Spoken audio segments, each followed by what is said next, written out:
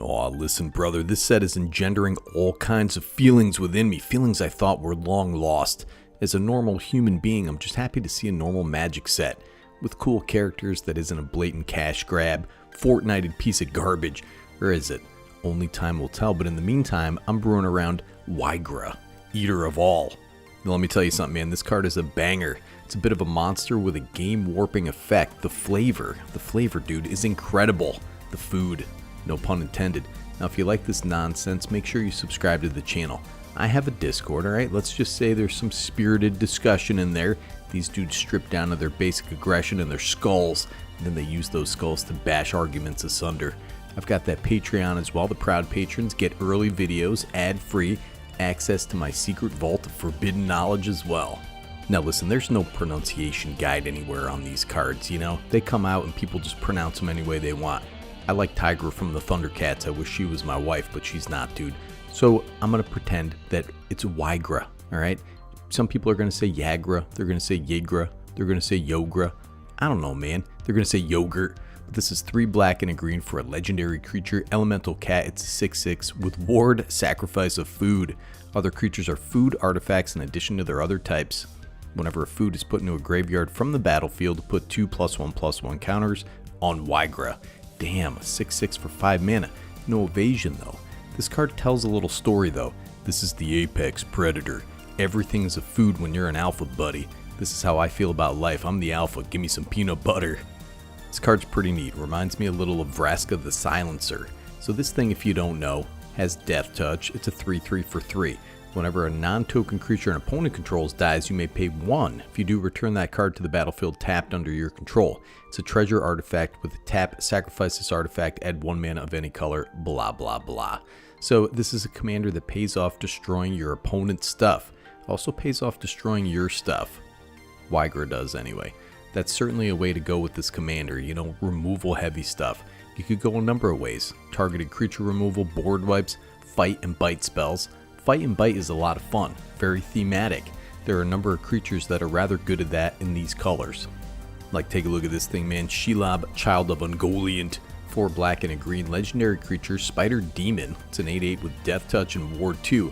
Other spiders you control have Death Touch and Ward 2. Whenever another creature dealt damage this turn by a spider you control dies, create a token that's a copy of that creature, except it's a food, buddy. Shelob is kind of a build around all her own, making spiders incredibly deadly, but if you're fighting and biting, man, this is a card that you can definitely stick in the deck and use as an alternate commander for Ygra. Look at this guy, Shevel, Bane of Monsters. Black and a green, legendary creature, human rogue. It's a 1/3 with Death Touch. At the beginning of your upkeep, if your opponents control no permanents with bounty counters on them, put a bounty counter on target creature or planeswalker an opponent controls.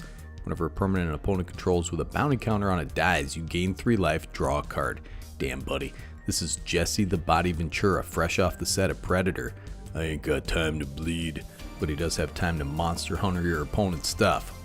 Another great include is Mary the Killing Quill, 1 black legendary creature, vampire assassin. It's a 3/2. Whenever a creature an opponent controls dies, exile it with a hit counter on it. Assassins, mercenaries, and rogues you control have Death Touch. Whenever this creature deals combat damage to a player, you may remove a hit counter from a card that player owns in exile. If you do, draw a card, create 2 treasure tokens. This is wildly clunky, but effective in decks like this if you can swing through with her after marking all your opponent's stuff. Now this card has never been cheaper at an astounding $1.25 or so. This guy needs a dentist, the Massacre Worm. 3 black creature, Phyrexian Worm. It's a 6/5.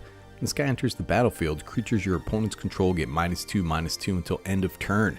Whenever a creature an opponent controls dies, that player loses 2 life. Fantastic. Kill all those foods. And this guy, the old Archfiend here, if this guy is a damn food, it really mitigates its downside, i.e. losing the game, because you can just pay 2 and sacrifice it. The Archfiend to the draws, 2 black creature, Phyrexian Demon. It's a 6/6 with flying. This guy enters the battlefield with 4 oil counters on it. At the beginning of your upkeep, remove an oil counter. If it has no oil counters on it, you lose the game, dude. Whenever a creature an opponent controls dies, its controller loses 2 life. Can't beat this guy for 4 mana. You're packing quite a few removal spells anyway. If your commander gets murked or something like that, man, just take this guy off the board. Now, Ygra also takes this relatively obscure enchantment and turns it into a damn win condition, Knight of Sweet's Revenge. 3 and a green for an enchantment. When it enters the battlefield, create a food. Foods you control have tap, add green, which is pretty nice in and of itself. 5 green, sacrifice it. Creatures you control get +X until end of turn, where X is the number of foods you control. Activate only as a sorcery. That second ability is worth the price of admission if you ask this old dog. Now there's also some interesting implications revealed by Ygra's static ability. Other creatures are food artifacts in addition to their other types. So you take a card like Manglehorn, right? 2 and a green, creature beast, it's a 2/2. When it enters the battlefield, you may destroy target artifact. Artifacts your opponents control enter the battlefield tapped. Well, not only is this a sweet piece of removal, but it has that bonus stacks ability that taps down your opponent's creatures, as long as our dude Ygra is on the battlefield. So this card, while already a monster, gets even better. The Druid of Purification, 3 and a green, creature human druid, it's a 2/3. When it enters the battlefield, starting with you, each player may choose an artifact or enchantment you don't control, destroy each permanent chosen this way. Return to the earth and the wind, dude. This guy now shoots all the creatures out there, man. This is a dope card in need of a reprint. It's a little pricey. Now this works the other way as well. Your creatures entering the battlefield enter as artifacts. So cards like Mirror works. Whenever another non-token artifact enters the battlefield under your control, you may pay 2. If you do create a token that's a copy of that artifact. You know what? This is a stupid card. I hate it. It's too expensive, but it's kind of fun to think about. Now there are a couple really good cards from the 40k decks that capitalize upon this, but only if you're running artifact creatures. Well, not anymore, dude. Crypto Thrall, 4 generic mana, artifact creature construct, it's a 3/3. Other artifact creatures you control have hexproof. So as long as your commander's on the battlefield, all your other creatures have hexproof. Now this does not extend to your commander, but he has ward sacrifice of food. You know, we're giving our opponents all food anyway, but you know what, buddy? They have to sacrifice one of their creatures. Then you have the Canoptek Spider, 5 generic mana, artifact creature spider, it's a 4/4 with flying, pretty beefy. Fabricator Claw Ray, whenever another non-token artifact creature or vehicle enters the battlefield under your control, draw a card. Is this the deck? Finally! Is this the deck in which you assemble the Mech Titan? So this thing, man, I don't know. Realistically, probably not. It's a tough sell, but if you're packing in a bunch of mana dorks and ETB utility creatures, this could be a little fun. This is definitely a creature-based deck, so you'll get there. I will tell you though, man, each year, cards like Nettlesys get better and better. So this is 3 generic mana, artifact equipment, living weapon. Equipped creature gets +1/+1 for each artifact and or enchantment you control has equipped for 2. The cool thing about this is the germ is now a little food artifact, thereby increasing your count a little more. Now there is a very mean way to build this deck. If you want to get real mean, you can have Grave Pact, Dictate Erebos, Butcher and Malakir effects to feed off Edict effects like Fleshbag Marauder and those types of fellas. Accursed Marauder is a cheaper effect that triggers Ygra 4 times if your opponents have creatures. This is pretty nonsense, dude. It's also the perfect deck for this card, Rise of the Witch King. 2 black and a green for a sorcery, each player sacrifices a creature.